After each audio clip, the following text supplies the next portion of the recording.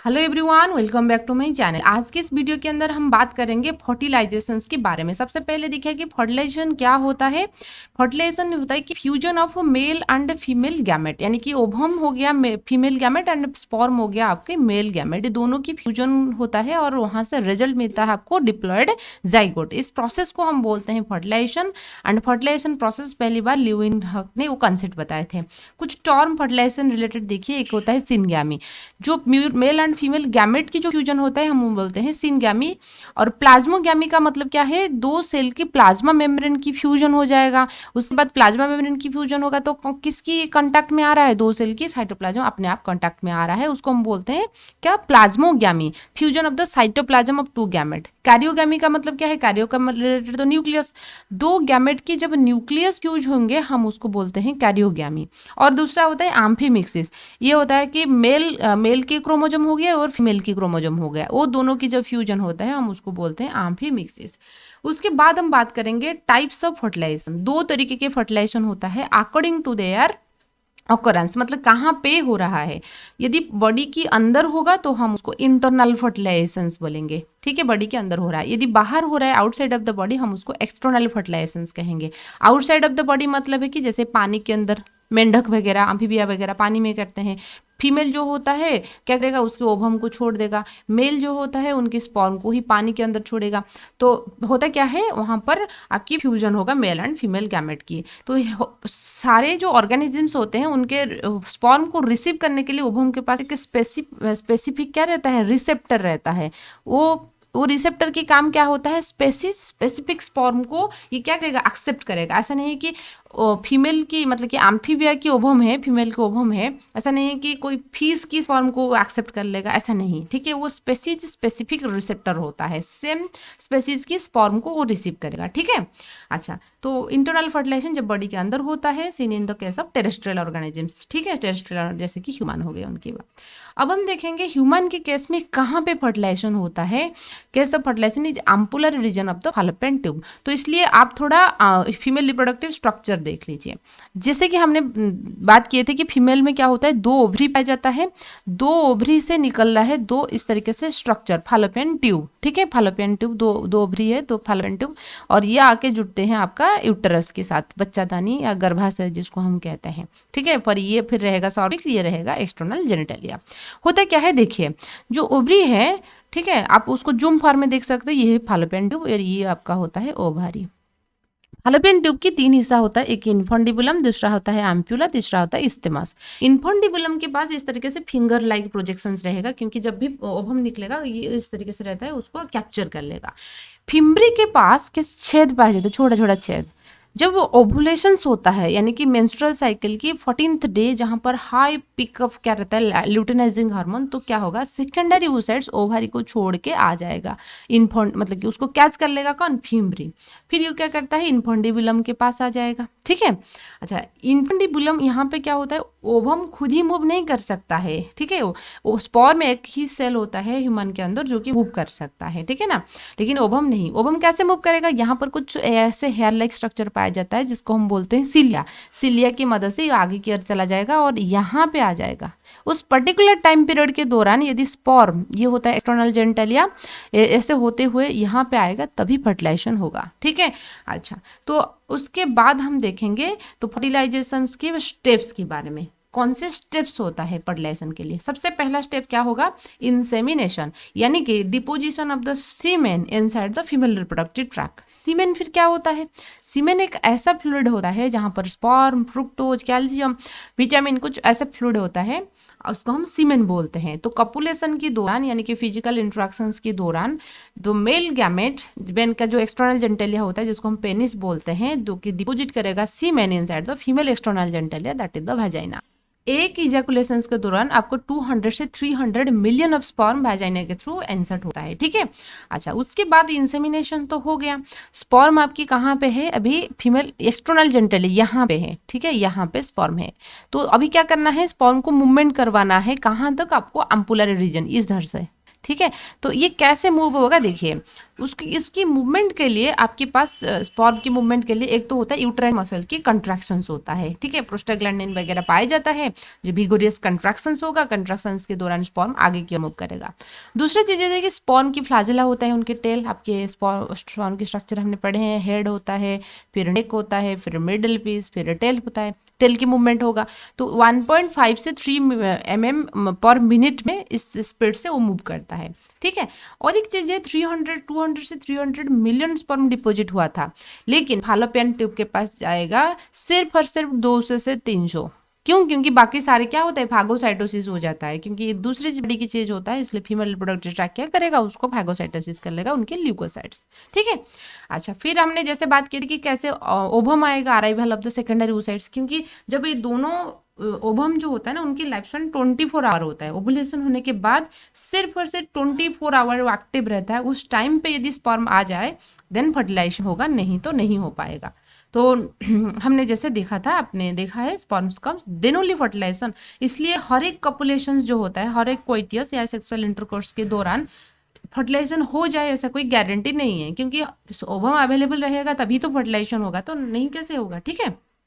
Next steps बात करेंगे, आपकी मूवमेंट हो गया, नेक्स्ट होता है कैपेसिटेशन। जो स्पर्म आया है सीमेन के अंदर, जो स्पर्म है, ऐसा उनके पास कैपेसिटी नहीं है कि वो डायरेक्टली जाके फर्टिलाइज कर सके, उसको उनको एक कैपेसिटी गेन करवाना है, और वही कैपेसिटी कौन गेन करवाता है, फीमेल रिप्रोडक्टिव ट्रैक्ट, ठीक है। जो आर्टिफिशियल इंसेमिनेशन किया जाता है उसको वही एनवायरमेंट मतलब कि हम रखते हैं, उसके बाद वो फर्टिलाइजेशन करेगा, ठीक है। कैपेसिटेशन का मतलब क्या होता है, to gain, to act, the act of sperm activation, एक तरीके की एक्टिवेशन है जिसके दौरान ये कैपेसिटी को गेन कर सके, ताकि वो फीमेल ओवम को जाके रिप्रोड्यूस फर्टिलाइज कर सके। होते क्या है देखिए, आप स्पर्म की स्ट्रक्चर जैसे देख सकते हैं, हेड है, मिडिल पीस है, टेल है, ठीक है। उनकी चारों तरफ ये होता है उनका प्लाज्मा मेम्ब्रेन, ठीक है। यहाँ पे क्या होता है ना, ओवम ओवम तो पूरा का पूरा क्या है, उनके राजकुमारी जैसे होता है, वो उनकी सखियों को, सहेली को लेके आई है, ठीक है। तो होता क्या है, उनके 3 लेयर होता है, आप जैसे देख सकते हो, उनकी प्लाज्मा मेम्ब्रेन है, फिर जोना पेल्टिडा लेयर है, फिर कोरोना रेडिएटा लेयर है। ये बोल रहा है, आपने देखा है हमारे राजकुमारी को कि इतने मतलब कि वो सहेली के साथ आ रही है, आप ऐसे कैसे जाओगे, गंदे सर्कल वाले। वो क्या करेंगे, फीमेल रिप्रोडक्टिव ट्रैक्ट के कारण उनकी जो हेड के अंदर मतलब कि जो प्लाज्मा मेम्ब्रेन होता है उसको थोड़ा वीक बना देते हैं। क्यों? क्योंकि देखिए साइंटिफिक कॉज क्या है, देखिए यहाँ पे उनकी एक्रोजम्स पाए जाते हैं उनकी हेड के अंदर, और एक्रोजम्स के अंदर ही तो भरा है क्या है, आपकी एंजाइम्स, जैसे हाइलेरोनिडेज एंजाइम्स हो गया, जोनालाइसिन्स, कोरोना पेनिट्रेटिंग एंजाइम्स। वो एंजाइम्स तो उसको क्या कर सकता है, पेनिट्रेट कर सकता है ना, नहीं तो कैसे होगा। और उस ये कैपेसिटेशंस के दौरान क्या होता है, उनके प्लाज्मा मेम्ब्रेन को वीक किया जाता है ताकि उनकी एक्रोजोम ब्रस्ट हो सके। प्लाज्मा मेम्ब्रेन हट जाएगा तो एक्रोजोम ब्रस्ट करने के लिए इजी होगा, तभी ये तीनों लेयर को क्रश कर पाएगा, ठीक है। अच्छा देखिए, कैपेसिटेशन के दौरान क्या होगा, जब भी फीमेल रिप्रोडक्टिव ट्रैक्ट के अंदर जो सेरम एल्बुमिन प्रोटीन होता है वो क्या करेगा, सेरम एल्बुमिन प्रोटीन कोलेस्ट्रॉल की इफ्लक्स करवा देता है, कहाँ मतलब कि स्पर्म की प्लाज्मा मेम्ब्रेन के दौरान, ताकि कोलेस्ट्रॉल डिस्टर्ब हो जाएगा। प्लाज्मा मेम्ब्रेन के फॉस्फेट कोलेस्ट्रॉल डिस्टर्ब होने से कुछ सेलुलर सेल सिग्नलिंग प्रोसेसेस चलता है, जो कि स्पर्म प्रोटीन को phosphorylation of the sperm protein को फॉस्फोराइलेशन करवा देगा। उसके अलावा और एक चीज होता है कि उनकी कैल्शियम चैनल ओपन होगा। कैल्शियम चैनल ओपन होने से ये मकसद है कि आपको पता है कि कोई भी जो मसल है, कोई भी कंट्रैक्शंस रिलैक्सेशन उसको होने के लिए कैल्शियम आयन की जरूरत होता है, जिसके दौरान स्पर्म की टेल भी और हाइपर एक्टिव हो जाएगा, और टेल मूवमेंट होगा तो अच्छे से वो क्या कर लेगा, कैपेसिटी मतलब गेन कर लेगा वहां तक जाने के लिए, फीमेल तक, ठीक है। फिर हम देखेंगे movement of capacitated sperms towards the ovum, कौन सी, फिर यहाँ पर आ रहा है बात, कौन सी ऐसा कैपेसिटी है, क्योंकि फीमेल में 2 फालोपियन ट्यूब होता है ना, राइट साइड में, लेफ्ट साइड में, ऐसा कौन सी चीजें हैं जो कि स्पर्म को डायरेक्शन बताएगा, यहाँ पे है ओवम, ठीक है। एक तो होता है कि जो फीमेल फालोपियन ट्यूब जो होता है ना, फालोविडक्ट, उसके विस्कस फ्लूइड होता है, वो भी मूव करवाने हेल्प करेगा। एम्पुलरी रीजन में थोड़ा वक्त हाई टेम्परेचर रहता है, जिसको हम बोलते हैं थर्मोटैक्टिक मूवमेंट, थर्मोस्टैक्सिस मूवमेंट। और एक होता है कुछ केमिकल्स, जैसे क्या होता है, फीमेल के अंदर जो केमिकल होता है उसका नाम है फर्टिलाइजिन, ठीक है। आप उसको ऐसे नेगेटिव मान के चल सकते हो। और स्पर्म के अंदर कुछ केमिकल्स होता है जिसको हम बोलते हैं एंटी फर्टिलाइजिन, ठीक है ना, ये अपोजिट चार्ज जैसे होते हैं, पॉजिटिव नेगेटिव जैसे एक दूसरे को अट्रैक्ट करेंगे उस तरीके से बात हो रहा है। ये चीज की वजह से ये क्या होगा, चला जाएगा। फिर हम देखेंगे एक्रोजोमल रिएक्शंस। ये एक्रोजोमल रिएक्शंस का मतलब है कि एक्रोजोम ब्रस्ट करेगा, तो फीमेल की जो मतलब कि जो लेयर होता है ना, कोरोना रेनिएटा, जोना पेलुसिडा, उसको वो क्या करेगा, क्रश करेगा। एक्रोजोम द स्पर्म की जो एक्रोजोम होता है ये ब्रस्ट हो जाएगा, जैसे कि enzyme hyaluronidase, corona penetrating enzyme and zonalysin, ये सारे ब्रस्ट हो जाएंगे। हाइलोरोनिडेज एंजाइम्स क्या करेगा, जो फॉलिकुलर सेल्स होते हैं ओवम की चारों तरफ, कोरोना रेडिएटर की चारों तरफ भी फॉलिकुलर सेल्स पाए जाते हैं, उसको डिजल्व करेगा। Corona penetrating enzyme corona radiator layer को, एंड जोनालाइसिन जो मतलब कि जोनालाइसिन, ठीक है ना, जेडपी लेयर को क्या करेगा, डिजल्व करेगा। डिजल्व करने के बाद देखिए होता क्या है, यहाँ पर जो आपकी जोनालाइसिन एरिया होता है, यहाँ पर पाया जाता है मतलब कि ZP receptor. ZP receptor 1, ZP 1, ZP 2, ZP 3, 3 receptor होता है। लेकिन जो जेडपी 2 रिसेप्टर होता है वो सिर्फ कैपेसिटेटेड स्पर्म को रिसीव करेगा। जेडपी 3 जो होता है स्पेसिफिकली वो नॉन कैपेसिटेटेड स्पर्म को रिसीव करता है, ऐसे मतलब कि एक्सपेरिमेंट के तौर पर प्रूव किया गया है। तो होता क्या है ना, जेडपी रिसेप्टर्स जो होगा वो भी स्पेसिफिक है। यदि मान लीजिए आपने लैबोरेटरी में अंदर चीजें कर रहे हो, आप कोई डॉग की स्पर्म या कोई हॉर्स की स्पर्म डालोगे, वो रिसीव नहीं करेगा, ये भी स्पेसिफिक होता है। ओवम में zona pellucida layer contain some receptor, ठीक है, एक रिसेप्टर्स होता है, वो उसको रिसीव कर लेगा। रिसीव करने के बाद क्या होगा, यहाँ पे ये क्या होगा, पेरिवाइटल स्पेस, और ओवम के अंदर पाया जाता है कुछ ग्रैन्युलर सेल्स, ठीक है। वही ग्रैन्युलर सेल्स कैसे बना हुआ है, ओवम की साइटोप्लाज्म में जो गल्गी कॉम्प्लेक्स था वो ग्रैन्युलर सेल्स बनाया है, ठीक है। अच्छा, यहाँ पर तो वो रिसीव हो गया किस पर। यहाँ पे बात आता है कि क्योंकि 200 से 200 से 300 स्पर्म जा रहे हैं, ढेर सारे स्पर्म, तो उसको क्या करेंगे, वो भी रिसीव हो रहेंगे, है ना। ऐसा नहीं कि एक ही जेडपी 2 रिसेप्टर होता है, ढेर सारे जेडपी 2 रिसेप्टर होता है। सारे जेडपी रिसेप्टर के अंदर क्या है, आपकी कैपेसिटेटेड स्पर्म अटैच्ड है, मतलब कि यहाँ पर सारे स्पर्म की न्यूक्लियस अंदर एंट्री होने की चांसेस रहता है। यहाँ पे बात आता है कि कैसे हम सिर्फ और सिर्फ एक स्पर्म को अंदर भेजेंगे, बाकी सारा को नहीं।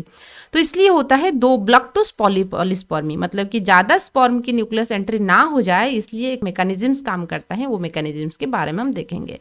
एक होता है फास्ट ब्लॉक। फास्ट का मतलब है कि तुरंत, पहला नहीं, तुरंत। तो पहला तो होता है, सबसे पहले तो ही होगा, लेकिन तुरंत होता है। होता है क्या है, देखिए, जैसे कि मैंने आपको बताया कि नेगेटिव चार्ज रहता है फीमेल ओवम के अंदर, किसके वजह से, फर्टिलाइजन की वजह से। ऐसे मान लीजिए स्पर्म के पास एंटी फर्टिलाइजन है, तो उसको पॉजिटिव चार्ज मान लीजिए। तो ओवम में ऐसे नेगेटिव चार्ज था चारों तरफ, यहाँ पर स्पर्म ये अट्रैक्ट हो गया, तो उसमें एक स्पर्म क्या करेगा, उनकी न्यूक्लियस को भेज देता है। जब एक स्पर्म की न्यूक्लियस आ जाए, तो अभी उस पर्टिकुलर एरिया में ओवम की चार्ज क्या हो जाएगा, पॉजिटिव हो जाएगा। पहले नेगेटिव था, अभी पॉजिटिव हो जाएगा। और बाकी जो बगल में जो स्पर्म है उसके पास तो पॉजिटिव चार्ज है, समझ रहे हो ना। तो पॉजिटिव क्या करेंगे, खुद को रिपेल करेंगे, क्योंकि सेम चार्ज हो गया, वो खुद को रिपेल करेंगे, ताकि थोड़े टाइम के लिए, ये ट्रांजिएंट होता है, फास्ट ब्लॉक एकदम ट्रांजिएंट होता है, थोड़े टाइम के लिए होंगे, थोड़े टाइम के लिए क्यों ना हो, लेकिन ये बहुत इंपॉर्टेंट है। क्यों, क्योंकि स्लो ब्लॉक होने के लिए थोड़ा टाइम लगता है, उस टाइम तक कौन मेंटेन कर रहा है, फास्ट ब्लॉक मेंटेन कर रहा है, ठीक है। दो तक क्या है, देखिए, तो ये इस पर्टिकुलर टाइम पे ये क्या होगा, नहीं होगा। तो यहाँ पे होता है जो नेगेटिव पॉजिटिव की हम बहुत बोल रहे हैं, वो सोडियम चैनल ओपन होता है, तो इसलिए डीपोलराइजेशन हो जाएगा। आपको जो पूछा जाता है क्या, कौन सी फास्ट ब्लॉक में कौन सी चैनल ओपन होता है ना, सोडियम चैनल। ये फास्ट ब्लॉक पहले होता है और ट्रांजिएंट होता है। ट्रांजिएंट का मतलब कि कुछ टाइम के लिए होता है, ठीक है, ट्रांजिएंट होता है। उसके बाद होगा स्लो ब्लॉक। स्लो ब्लॉक में क्या होता है ना, कैल्शियम चैनल ओपन हो जाएगा। यहाँ पर जो ग्रैन्युलर सेल्स ओवम के अंदर था, ये क्या करेंगे, ब्रस्ट हो जाएंगे, बाहर निकल आएंगे, ठीक है। निकल आने के बाद जो जेडपी रिसेप्टर पाया जाता है, जेडपी रिसेप्टर को एकदम तोड़ देंगे। जब जेडपी रिसेप्टर को तोड़ेंगे, और कोई स्पर्म एक्सेप्ट हो पाएगा, रिसीव हो पाएगा क्या, नहीं हो पाएगा, ठीक है। अब आपके क्या हो गया, पॉलीस्पर्मी ब्लॉक हो गया, और उसके साथ साथ जो कोन ऑफ रिसेप्टर था उसमें वो उसको हार्ड कवरिंग बना लेगा, कोई भी अंदर एंट्री नहीं कर पाएंगे। फिर अब क्या हुआ, जो स्पर्म है ये होता है, स्पर्म की न्यूक्लियस एंट्री हो चुका है, ठीक है। स्पर्म की न्यूक्लियस अभी एंट्री हो चुका है। स्पर्म की न्यूक्लियस आपको जैसे हमने बताया था कि जो ओवम है, अभी हम उसको ओवम नहीं कहेंगे, उसको हम सेकेंडरी oocytes कहते हैं। जब भी स्पर्म की जो मैजिकल टच होता है उसके बाद ये क्या करेगा, सेकेंडरी oocytes जहां आपके रुका था मेयोसिस 2 का मेटाफेज 2 में वो रुका था, ये वहां पे कंप्लीट हो जाएगा। तो एक बड़ा सा सेल बन जा रहा है और एक छोटा सा, ये छोटू सा सेल्स को हम क्या बोलेंगे, सेकेंड पोलर बॉडी हम बोलते हैं। सेकेंड पोलर बॉडी वो डिस्ट्रॉय हो जाता है। ये भी अभी उसको हम कहलाएंगे फीमेल प्रोन्यूक्लियर। होता क्या है, फीमेल प्रोन्यूक्लियर एंड मेल प्रोन्यूक्लियर की फ्यूजन होगा। इस फ्यूजन को हम बोलते हैं फर्टिलाइजेशन। आए ना बात समझ में, ये होता है आपका फर्टिलाइजेशन। सो आई होप आपको फर्टिलाइजेशन क्या होता है और किस तरीके से होता है, पॉलीस्पर्म को हम कैसे ब्लॉक करेंगे, सारी चीजें अच्छे से समझ में आ रहा होगा। वीडियो पसंद आए तो लाइक कीजिए, सब्सक्राइब कीजिए, आपकी दोस्त के साथ भी शेयर कीजिए। Thank you.